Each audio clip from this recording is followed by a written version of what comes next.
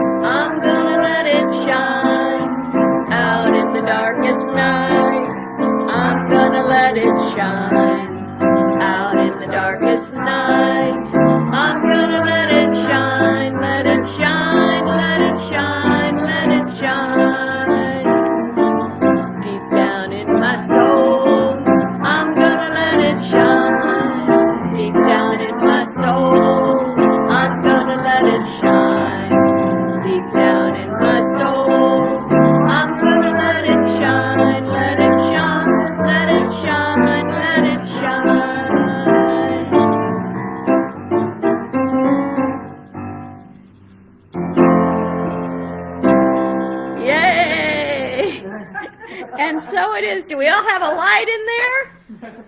We do. We do. And sometimes it's a very tiny flicker and we can hardly notice that it's there. But it is there, and it's our work here on earth to develop it, to let that light grow and grow and grow until not only we can see it, but so that the people around us can see it. And have you noticed it's easier to see other people's light than your own? I don't know why that is, but I see the light in so many of you, all of you. And so we get to be mirrors for each other. That's what a spiritual community, to me, is all about, is that we get to mirror. I wanted to show you this guy right here. Do you know who that is?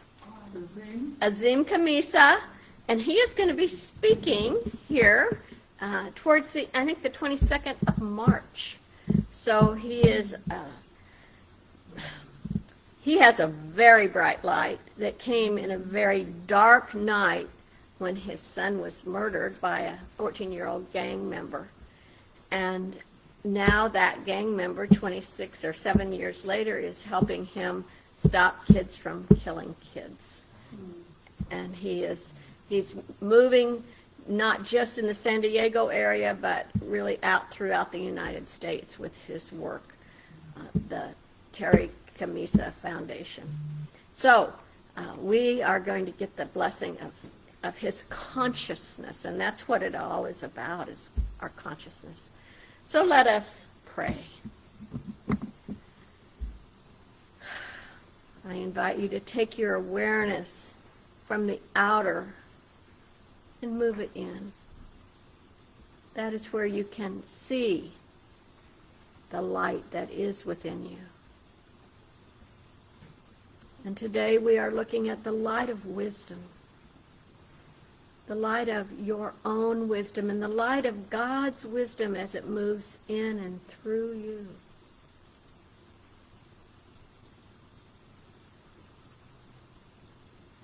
So I invite you to bring your awareness to your solar plexus, around your navel, your belly button. And just notice that space. That is where you get your gut feelings, your body wisdom.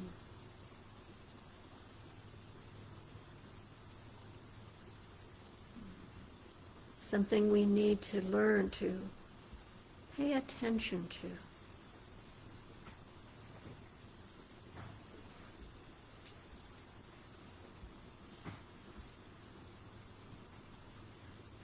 I invite you to let my words be your words. And I say for us all, I am wise. And I open to the wisdom of the divine moving through me, moving through my solar plexus and my wisdom center to guide me in all things.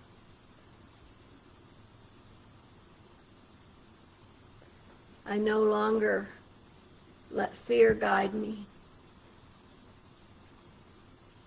or negativity. I'm no longer guided by a sense of lack or limitation, but I am guided by the almighty presence of the One. And as I slowly open to that guidance, I find that my life is transformed. My blessings are transformed. That the people around me are also transformed. For we are one. We are one in the spirit of the One. And what we do affects those around us. And so with great joy I open to wisdom, just as Jesus did, and allow myself to be divinely guided in small things and in big decisions. And I give thanks for all of it. And so it is. Amen and amen. And now let us sing the Lord's Prayer.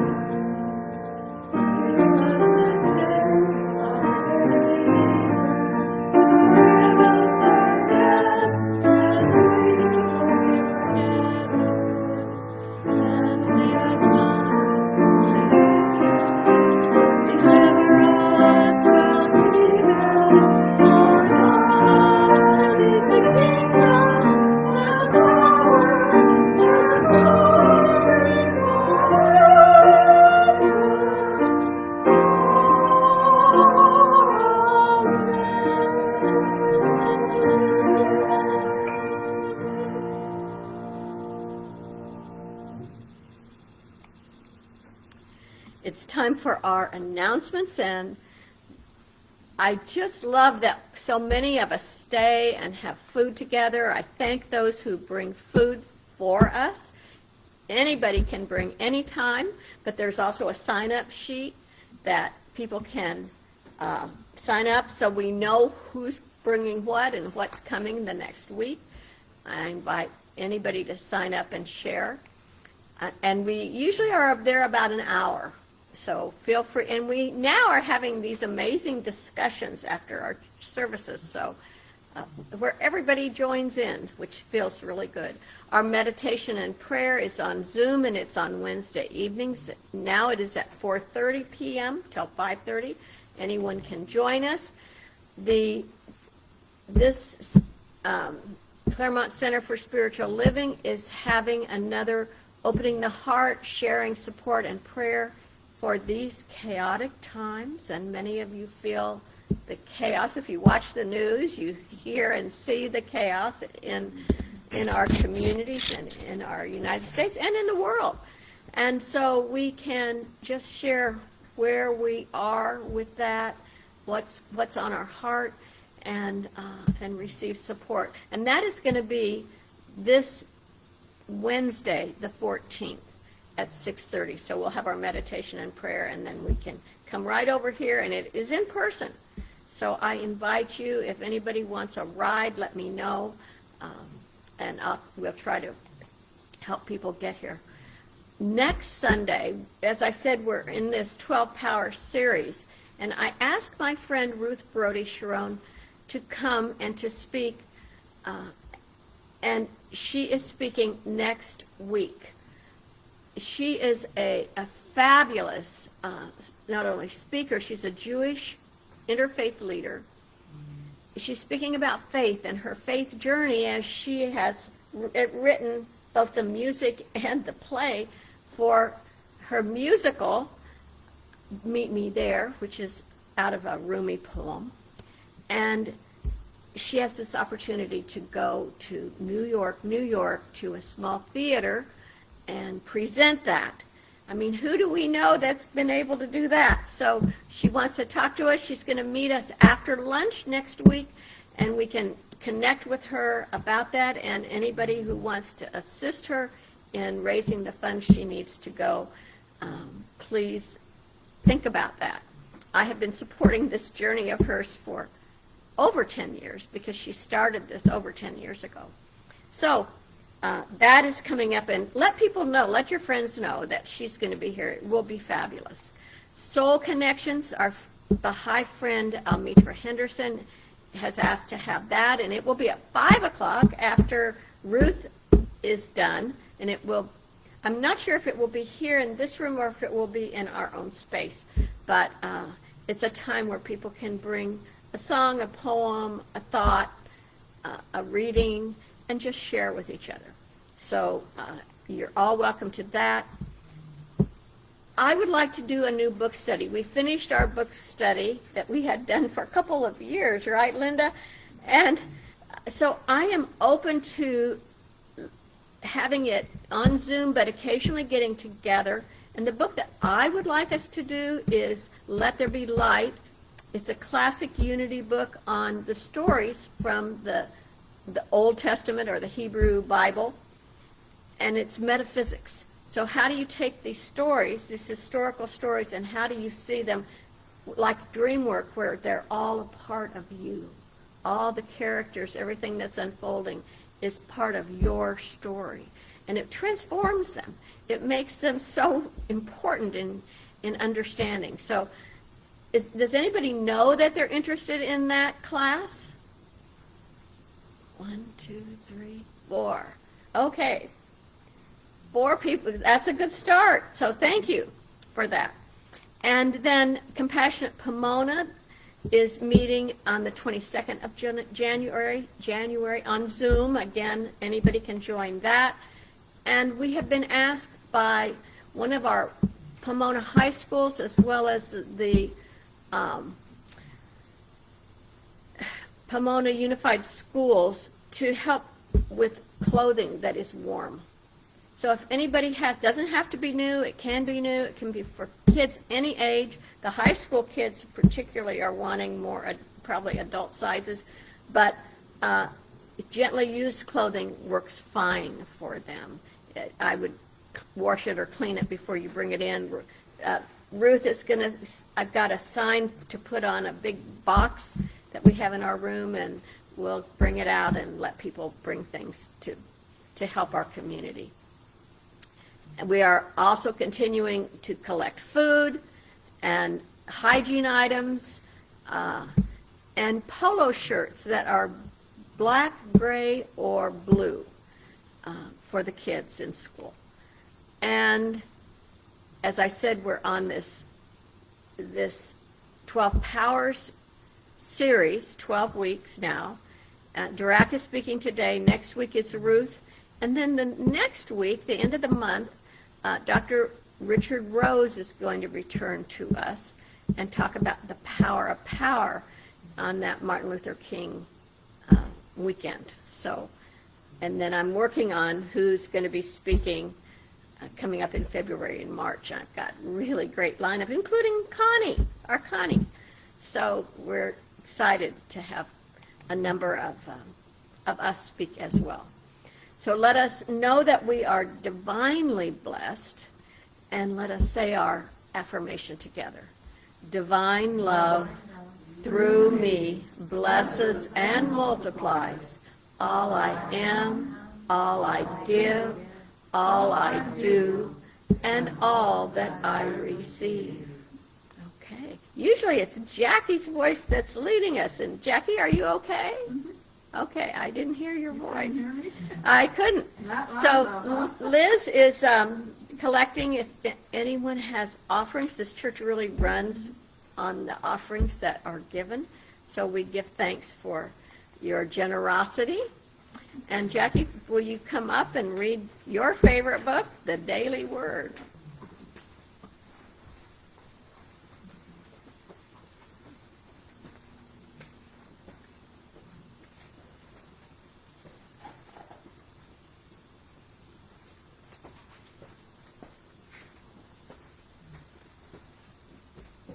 Good morning. Good morning. Good morning. The word for today is guidance. I follow divine guidance with faith and confidence. Created in the image and likeness of God, I have creative power to bring my ideas to life. I choose which thoughts to nurture and grow, and where and how to invest my time and energy. Like a sailor preparing to embark upon the open sea, I do not travel alone. I get clear about where I want to go and what I want to experience and get ready for the journey. I map the course to my goals and make an action plan. God accompanies me as the wind that fills my sails and propels me. I hold the rudder and choose the route, but ultimately the wind moves me. I collaborate with Spirit within and feel secure and brave, knowing I am always supported. With divine guidance to rely upon, I move confidently in the direction of my dreams. And from Proverbs 16:9, the human mind plans the way, but the Lord directs the steps. Thank you, Jackie.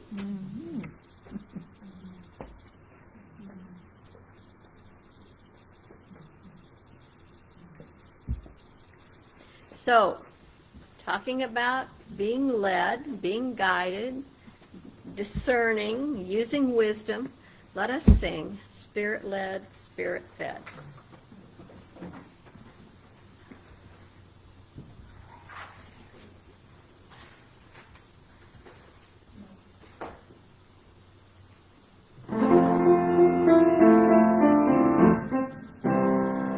Spirit-led,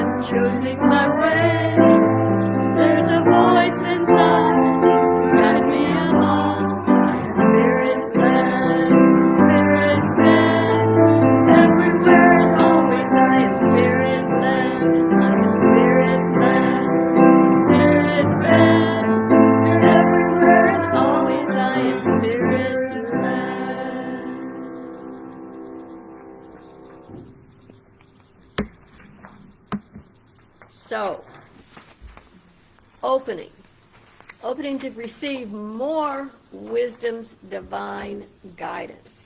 How many of you look to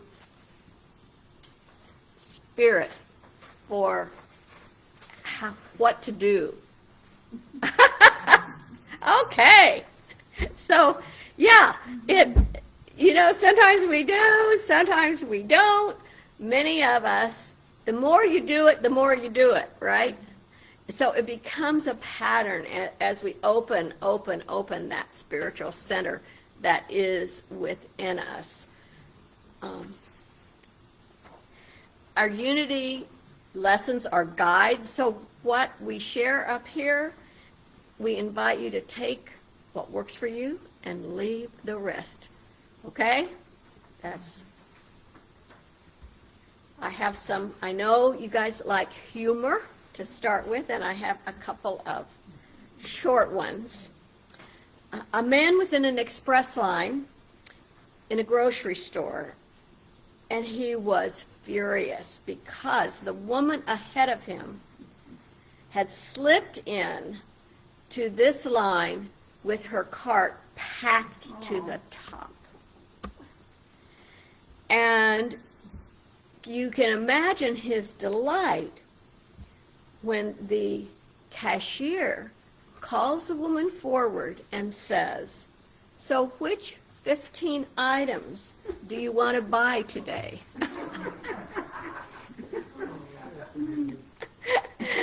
Using some wisdom, right? And teaching someone something.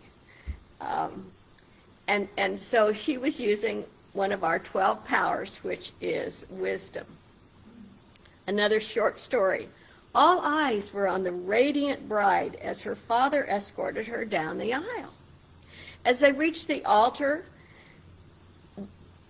with the waiting groom, the bride kissed her father and placed something in his hand. The guests in the front row started laughing, and the priest smiled broadly. As her father gave her away in marriage, the bride had given him her credit card, his credit card back. Again, wisdom, right? So there are so many ways we use wisdom and need to use wisdom in our lives, and sometimes we don't find it. Sometimes we go on the road of fear and lack and just what we've done before. So Unity had published about 10 years ago a little booklet called Discover Your God-Given Potential, 12 Spiritual Abilities to Change Your Life. And it begins with this quote: "You have within you a supply of energy limited only by your ability to discover and develop it. In body, mind, and spirit, you are endowed," is the word, "with capabilities much greater than you know. This potential is intrinsic to your very being." Jesus called these 12 powers forth. He expressed them perfectly. And we know that Jesus taught us that everything that he did, we can do, and even more things can we do, right? He also said, "Do you not believe that I am in the Father and the Father is in me? The words that I say to you, I do not speak on my own, but the Father who dwells in me does his works." That's the point of our soul coming to earth and learning to open up these dense bodies to the spiritual realm, to the spiritual wisdom and spiritual enlightenment. Each power or ability or quality has a physical location in the body, and it's often associated with a gland. You don't find that. You know, in the Indian system, the chakra system, they're light centers, and they're kind of all in a row. But this is a little bit different. And as we spiritualize these powers, we may find that we see and act differently in life because our consciousness is lifted up. Our perspective is shifted. we have a bigger picture of ourselves and the power that we have in this world and what is needed to happen in this world. So it's really an amazing thing to be able to do. Today we begin with the power of wisdom. Charles Fillmore, first, wisdom is located, as I said, in the stomach. You ever have a gut feeling? Yeah. Do you pay attention to it? That's wisdom. It's like the body's brain. And so we need to pay attention. And it's associated with our solar plexus as well, which is around our stomach, our navel. And so as we develop our wisdom center, the light of spirit comes through us more and more and directs our thinking, our words, our actions, our motivations even are expressed by all of that. Charles Fillmore, he writes, wisdom, the intuitive knowing, spiritual intuition, the voice of God within us as the source of our understanding, mental action based on Christ truth within. Wisdom includes judgment, discernment, intuition, and all departments of the mind that come under the head of knowing. This knowing capacity transcends intellectual knowledge. Spiritual discernment always places wisdom above other faculties of the mind and reveals that knowledge and intelligence are auxiliary to understanding. So they kind of all work together, and in fact, as we work with this, we'll see all of our spiritual powers rely and work with other powers. This little booklet has something I had never seen before, and so I'm going to go through it quickly before I have Drac come up. And that is, there are steps to learning to trust and develop these powers. The first step is unlearning. We have to unlearn fear, lack, limitation, intolerance, difficulty. That is not the way we want to see the world or be in the world. We want to see it differently. So the spirit within us begins to guide us to move into our spiritual intuition. We've had teachers here teach us about spiritual intuition. The second step is learning. As we let go of something, we have to fill it with something. And so we begin to refill it with spiritual truth, the truth of our being. And in Unity, we talk a lot about truth, don't we? We need to learn to discern truth and to let truth guide our thinking. Third step is acknowledgement. As we mentally accept what we are, what we're learning, we grow in our ability to see the Christ in others and in ourselves grows. How many of us see that wisdom and that almost perfection in other people? You see that, and it's so amazing, isn't it, to be able to see the good, the potential that is there. So the next step is reason. Contemplation and logical thinking lead us into a higher expanded fields of knowledge, and then into insight. Insight is a word that the Buddhists use a lot. And as we let go of feverishly seeking, we can just sit and know that the insights will come. And meditation and prayer are some of those ways that those insights come.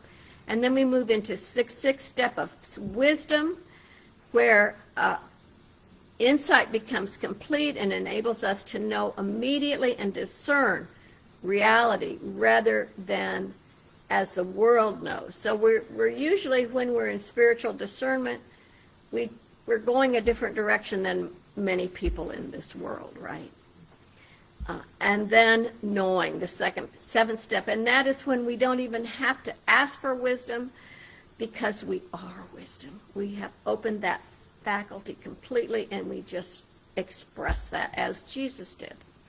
My last little bit of humor is So this is the dog that goes up to the guru, the master on the mountain, and he says, the bone is not the reward. Digging for the bone is the reward. This is the wisdom the dog gets. And that turns things around, right? And very often when we're in these higher levels of understanding, everything is turned around for us. So I'm going to ask Drac to come up now, and go for it, Drac. Thank you. I think I've left you plenty of time. I'm not going to go take too long either. I don't want people to have to sit too long. Good. Okay. Well, I come might on. flip back to that one where you have those. The seven? Yes. You like that? Okay. I used that. Well, I read all this Yeah. stuff and used it. Good. Thank you. I'm up here to kind of give this a face, so to speak, to show you what it looks like in real life. And the reality is we're all being guided by wisdom all the time. It's in each and every one of us. In fact, in the service that I went to prior to this one with Reverend Tracy for Claremont Center for Spiritual Living, she talked about tapping into God or spirit. And I look at wisdom the same way, and she said, you know, it's like when people tap a tree for the sap, for the syrup, maple syrup. She said the sap is in there all the time, and then they tap, and then it comes out, they access it. She says it's just about accessing it. So nobody's really wiser than any other person. It's just, how do we access it? How readily can we access this wisdom that we all have inside of us? In the first step, talking about unlearning, I want to see if she has everything on there that I have. Yeah, the spirit within us begins to guide us to move into spiritual intuition. So what I'm going to do is I'm going to read a journal entry that I wrote, because I have a thing I do, and I did this on December 27th, where I put a question down, or a thought, or a concern, and then I sit and I wait for whatever thoughts come through me, and I type them. And this one actually used my tarot deck, but I'm not going to get into that. I'm just going to get into what essentially came through me. Because it's not mine. It's not like I went to school and learned what came through. This is something that I tapped from within that came through. It's like something in me opened up and let it come through. Now, everybody's different. Some of us do this by being guided to a book. Some of us do this by we tend to do it better when we're in motion. My sister used to swim, and when she was doing her laps, she would hear this guidance, and she knew what it was. And she called it Huff, which was short for Hoffman, grandfather Hoffman, because she felt her grandfather was speaking to her when she swam. And it always came when she was in motion. Some of us, like it says, the gut, just feel a gut instinct. So this is just to encourage everybody, even though this is my way, my encouragement is to tap into what that way is for you and really pay attention to it. Over the years, I learned that this worked for me. And I'll say it's interesting, too, because this wisdom, they said it's right here.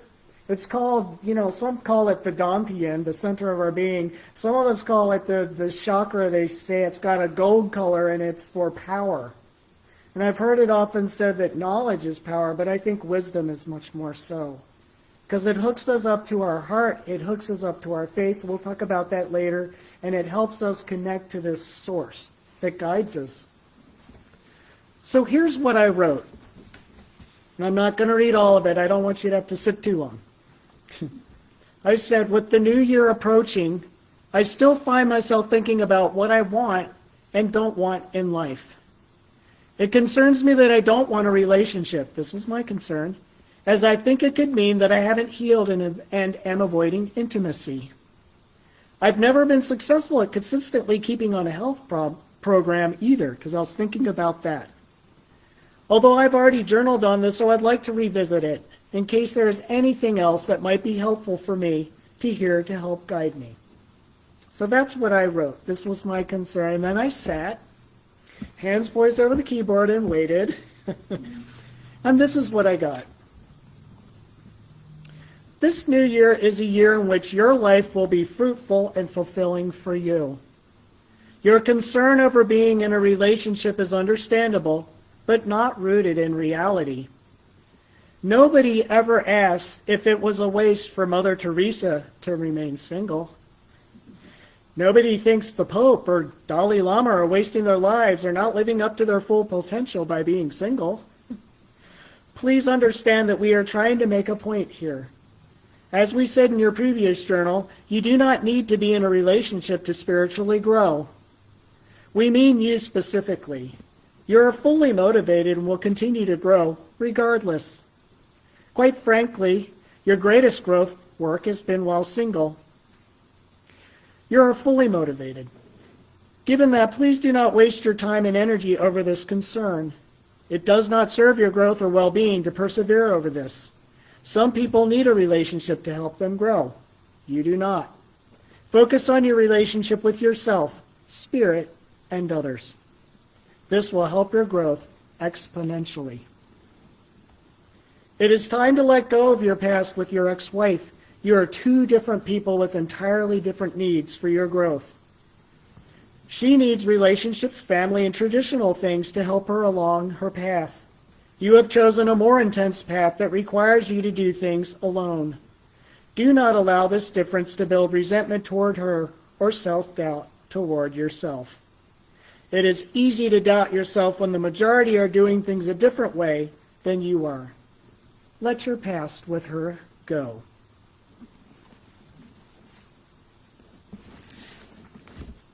So we talk about unlearning here. In this journal, I am being unlearned.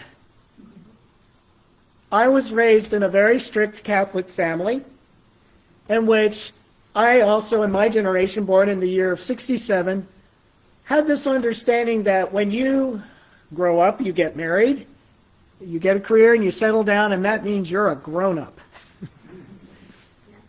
I've also read in a lot of past books on self-help and things like that, especially in relation to men, that the man who's not in a relationship, well, it's because he's afraid of intimacy and he just needs to grow up. Or if he doesn't want to have a family, he needs to grow up. He's just still growing up. So I carried these beliefs inside of myself, and maybe for some people it might be true. I can't speak for others. I can only speak for myself. So this guidance was telling me, you need to let go of this understanding. It's time to unlearn this. This is not your truth. So I needed to clear myself of an old belief that didn't serve me. Yes, I tapped it. Oh my gosh, sorry I about that. think if it doesn't get stimulated, it just goes off. So Let me touch it. David can get it back on for you there.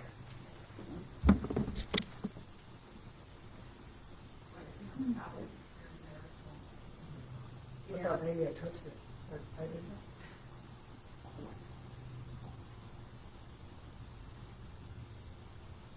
Oh, There you go. hey, I don't know. I thought, oh, maybe I looked at it just that way. No, I think if you do touch it, it stays on. Oh, If you okay. don't touch it, it just goes to sleep. A lot of us are like that. Couldn't resist. Okay. We need a little tap, a little love tap. So I had to unlearn that.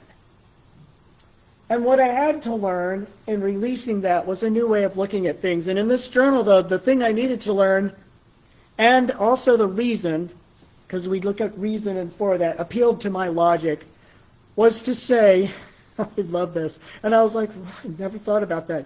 Nobody ever asked if it was a waste for Mother Teresa to remain single, Yeah. or the Dalai Lama, or the Pope. They're basically saying, hey,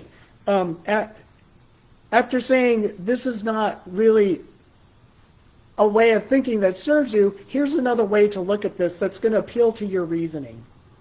There are plenty of beings in this world that are doing good things, big and small, but they used something that was accessible to me. Mother Teresa said, there are people in this world who aren't married or in a relationship, and they're doing wonderful things in the world. It's not a necessity for you. It's okay. Let it go. And it's not enough to just let a belief go. Like they're saying, you've got to unlearn, but you've got to learn something new. You've got to fill something into that empty cup. Fill it with some other kind of light and wisdom and truth. So that's what I was given there. And the bridge to wisdom, this reasoning, it served that for me. It helped it click for me. But it's not enough for me to just sit here and journal. I could just journal this and not acknowledge it. Honestly, I could just never look at it again. And at the end of this journal, because it was longer, it was said, take courage and read this journal entry whenever you need encouragement. I've read this more than once. I needed to. I needed to really acknowledge it and let it sink in. Because you can have all of the unlearned, all the learn, all the reasoning in the world. But if you don't acknowledge it and don't let it into yourself, it won't stick around. You got to let it sink in. That means really acknowledging it. With insight in the fifth, it says, as we let go of feverishly seeking, we awaken to the inner sight of clear spiritual knowing. I settled on this journal entry, and I've been open to anything else that supports it since, but I haven't had a lot of things that have come, like books or nudges. This was what it was I needed, so I was told again to look at it again whenever I needed to. Because with insight, if we just keep looking for another answer over and over and over again, when something's right in front of us, it's still not going to sink in. We're not going to get far. We got to really acknowledge it, sit with it, and allow that insight to marinate. Allow it. It's interesting that it says in sight. In sight. So we need to let it sink in. We can't keep seeking outside ourselves over and over and over again. So I did. I read it several times, and I have sat with it. I have thought about it. I have talked out loud about it to Spirit in my car while driving. I just keep working on it.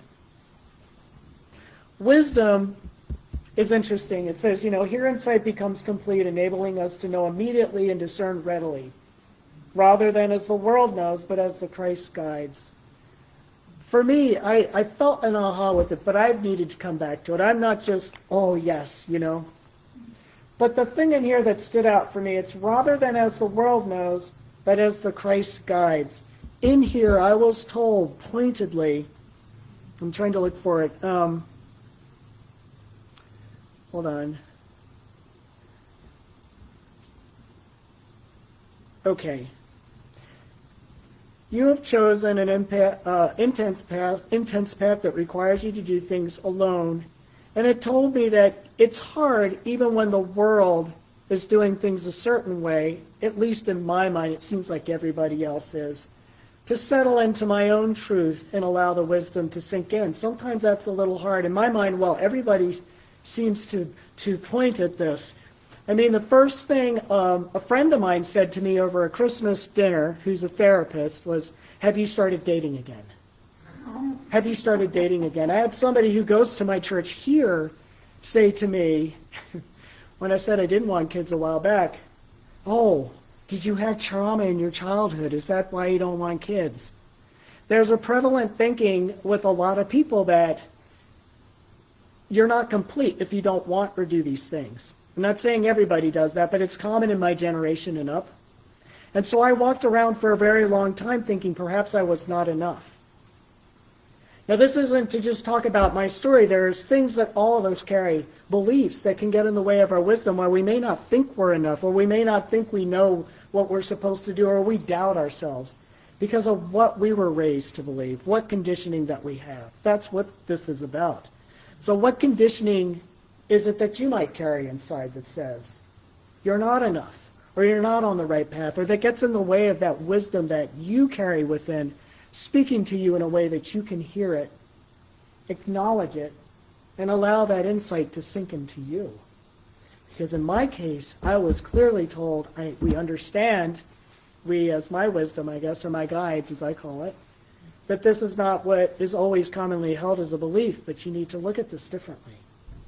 You've been called differently, and that's okay. There's nothing wrong with that. And you'll find as you go along your path, when you listen to your wisdom, however that is for you, whether it's while you're running and you hear it, or swimming your laps, Or when you stumble upon a book and you're just really drawn to it, or you bump into that person and you feel your hair go up on your back like Holy Ghost goosebumps, as I used to call it, when they say that certain thing to you, you will find that that wisdom is being brought to you, and it may challenge some things you've been taught. To embrace that. Let that in. Now, I can't say I'm all-knowing.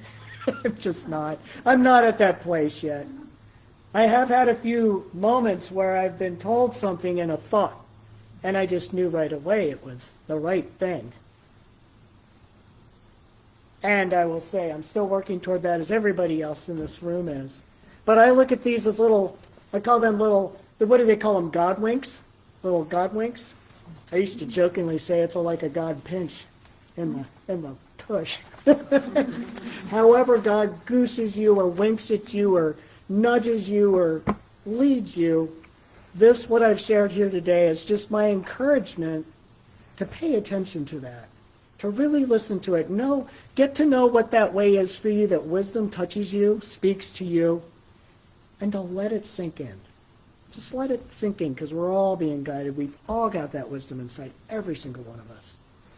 That's all I've got to say today on that. I hope you find it and are finding it or have found it. Thank you.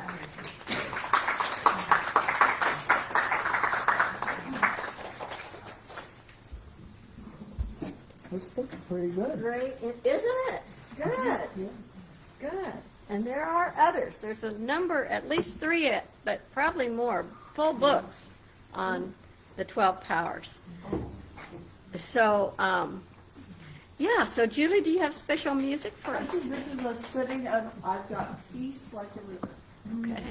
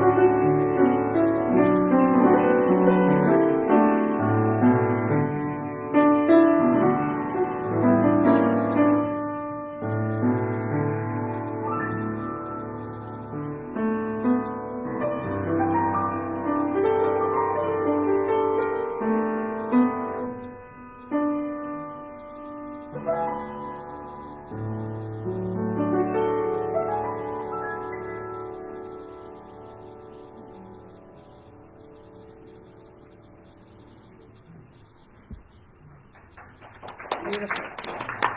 Thank you. Let us say our prayer for protection together. The light of God surrounds us. The love of God enfolds us. The power of God protects us. The presence of God watches over us. Wherever we are, God is, and all is well. And now our peace song. And if you want to stand, let's stand.